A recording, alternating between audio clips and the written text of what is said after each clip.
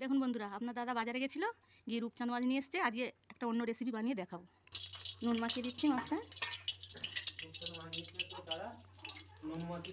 হলুদ দিলাম, ভালো করে হলুদটা মাখিয়ে নেবো।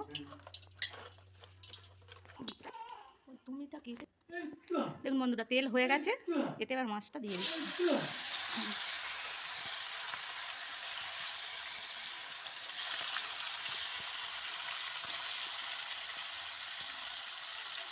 দেখুন বন্ধুরা, মাছটা এইভাবে ভাজা হয়ে গেছে, তুলে রেখেছি, কি সুন্দর লাল লাল করে ভেজে রেখেছি। এবার এই তেলেতেই পেঁপে, আলু আর গাটি কচু আছে, এবার ভালো করে ভেজে নেব।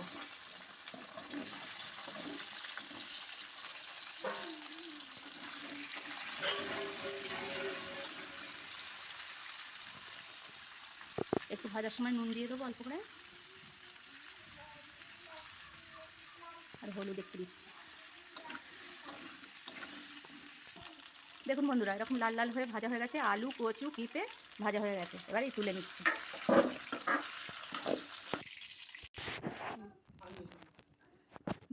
আর একটু মাছ ফোড়ন, এবার পেঁয়াজ কুচিটা তুলে দিচ্ছি।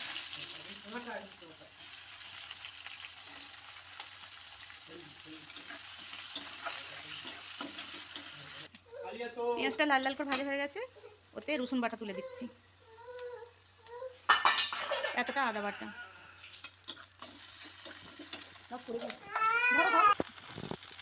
এক চামচ হলুদ গুঁড়ো,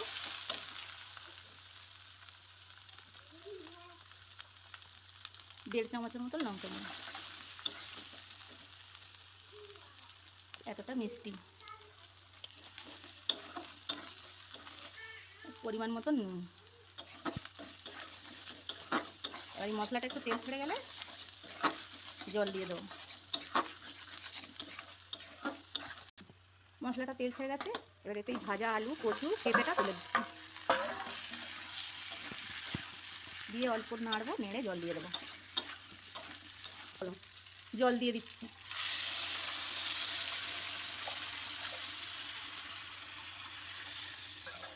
ব্যাস, এই এতটা জল দিয়েছি, এতেই হয়ে যাবে।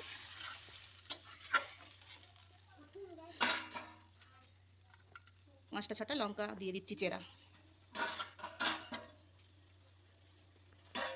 দিয়ে ঢাকা দিয়ে দিচ্ছি। 10 মিনিটের মতন ফুটে গেলে মাছটা দিয়ে নামিয়ে নেব।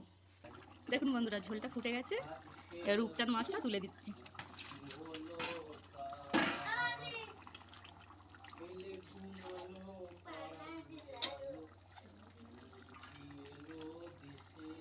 ধনে পাতা কুচি ওপর থেকে ছড়িয়ে দিচ্ছি,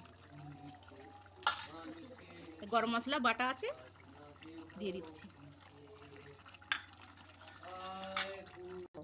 দেখুন বন্ধুরা, পেঁপে দিয়ে আলু দিয়ে গাঁটি কচু দিয়ে আর রূপচাঁদ মাছের কীরকম ঝোল ঝোল তরকারি করেছি।